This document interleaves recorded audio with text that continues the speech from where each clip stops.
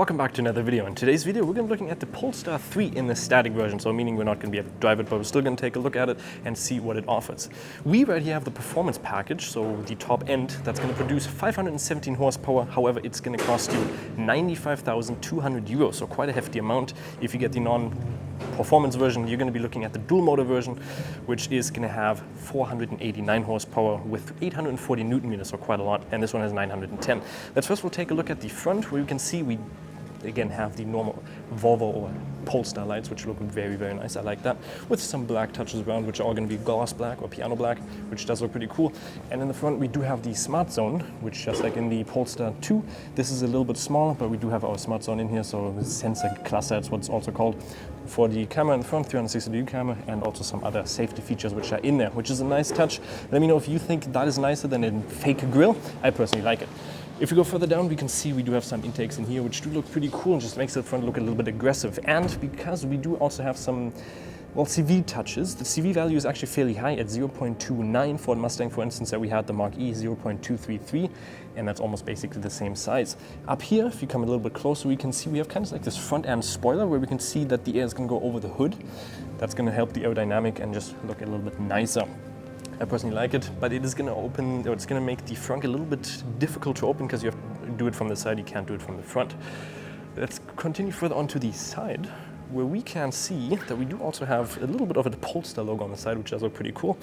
And we also have these big 22-inch rims wheels, which do also have with the Polestar edition or the performance edition, you also get your big Brembo brakes in here, which are also very nice. And these are basically the same as the one we just had on the Polestar 2. The rims in here, Pirelli P0, which are very, very nice, and just in general touches look pretty cool. These are actually not ventilated. I don't know if that's going to be in the final production. If those are going to be ventilated, can't tell you about that one. If we go further onto the side, we can see down here we do also have the description of the Polestar 3, where we can see the battery in here is going to be 110 or 111 actually kilowatts an hour, which is a fairly big battery, and that's going to give you a range of up to 610 kilometers. If you, however, get the performance mode or the performance package, that's going to limit the range down to 560. We do also have 380 kilowatts of power, which is going to produce up to 517 horsepower, which is quite a lot, like I said. Further on, we do have our side mirrors again with our wonderful cameras on here for the full 360-degree camera.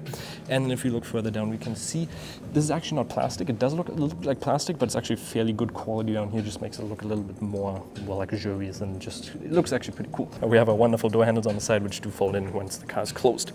And further on, really design on the side, let me know what you think of it. I think it looks fairly. If you take a look on the back, we can see the lights are reversed compared to the Polestar 2. The Polestar 3 has a lights bar going up on the top and then going down in the C shape down the bottom.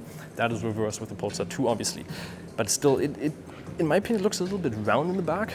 Got a little bit weight onto it. It also weighs 2.5 tons, or up to, what, 2,580, up to 2,670, which is quite a good amount, and the car obviously is fairly heavy. So it's fairly round on the back, a little bit different to the Polestar 3, which is right behind us, and that is fairly bulky, well, not bulky, but more square on the back. Again, we have the same touches. These are not plastic touches, so fairly high quality, which does look pretty cool. We also have a towing capacity, or towing hook, capability of 2.2 tons, which is quite a good amount, but it's going to cost you 1,400 euros extra. Let's open the trunk quickly. And the trunk space in here is actually fairly decent. We do have 1,411 and down to 400 and what was it, 85? 84. 84. So 1 liter difference. Okay, I'm sorry. Down here we do have a little bit of extra storage for 90 liters. You can put your charging cables in there, or you can also put that in the front, which we'll take a look at here in a second. And you can also flip this up, which I just did.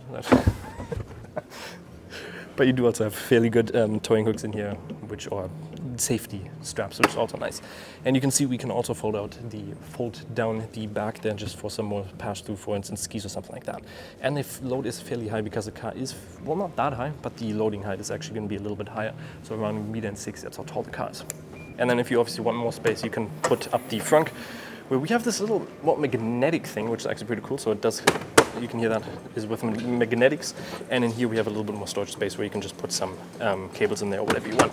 So a charging port is going to allow us in both versions to charge up to 250 kilowatts, which is a good loading speed.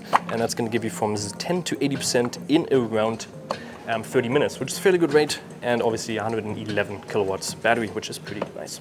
Kilowatts an hour battery. And the front's also very, very nice. We got a lot of good touches in here. One thing I did complain about in the Polestar 2 was the space that you have on the center console. You actually have a good amount of space down here and a little bit more actually up here with 2 USB-Cs in there as well, which is a nice touch, because in the Polestar 2 it just feels a little bit more claustrophobic in there. But here it doesn't, because you also got a nice little panoramic roof. Well, not little, it's actually massive.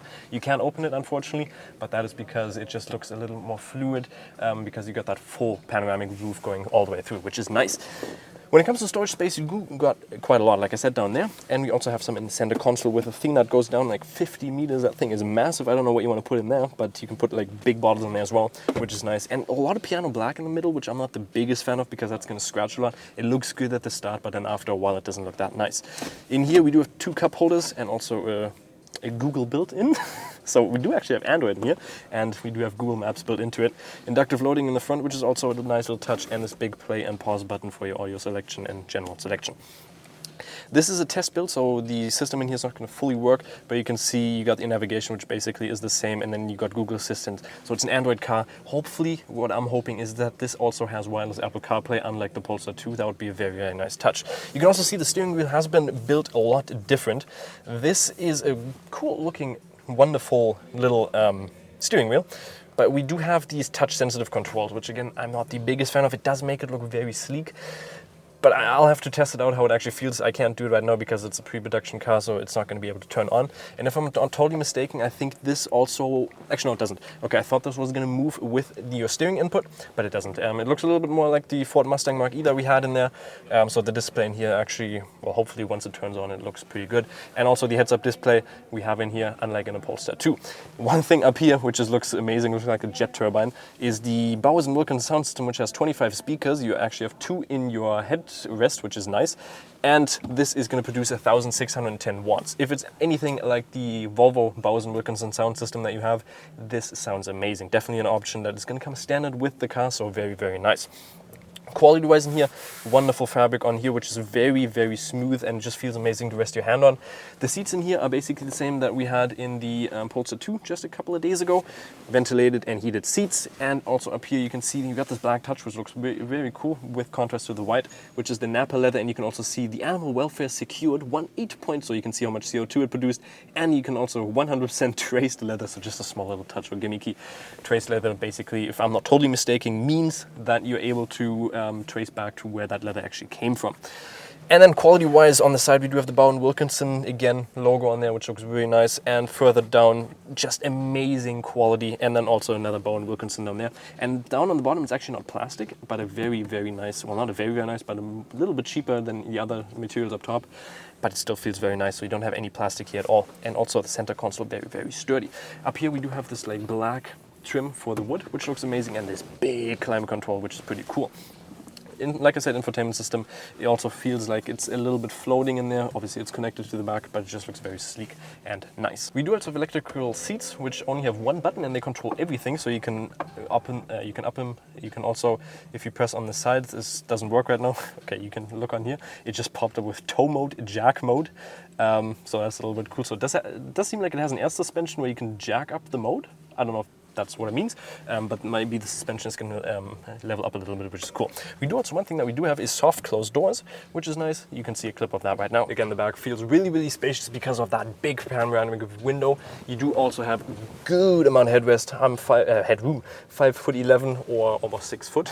That's what I like to think, or 1.80 m tall. So if you're over the height of, I don't know, 6'4", you're not going to have room in here, but otherwise you have plenty of room. You can also see up here, this is actually adjusted to a way bigger person than me. So I still have plenty of room. Just like in any other electric car, you're not going to have the best thigh support due to the fact that the batteries are below.